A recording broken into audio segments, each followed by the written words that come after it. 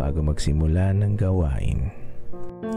Sa ngalan ng Ama, ng Anak, at ng Espiritu Santo. Amen. Buksan mo nawa, Panginoon ko, ang aking mga labi, at ang bibig ko'y matutong magpuri sa iyo. O aking Diyos, ako'y iyong alalayan. Panginoon, ako'y agad mong tulungan. Luwalhati sa Ama, sa Anak, at sa Diyos Espiritu Santo. Kapara nung unang-una, ngayon at magpakailanman, at magpasawalang hanggan. Amen.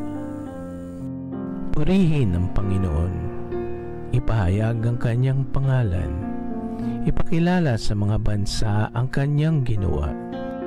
O mahal naming Diyos sa kaitaas-taasan, sa pamamagitan ng iyong biyaya, bigyan mo po kami ng inspirasyon sa aming mga kilos at ipagpatuloy ang mga ito sa pamamagitan ng iyong tulong, upang ang bawat panalangin at gawain namin ay magsimula sa iyo at sa iyo ay masayang magtapos. Muli, basbasan mo na maging kaaya-aya sa iyo ang lahat naming gawain sa araw na ito.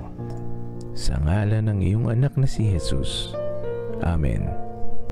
Ama namin, sumasalangit ka. Sambahin ang ngalan mo.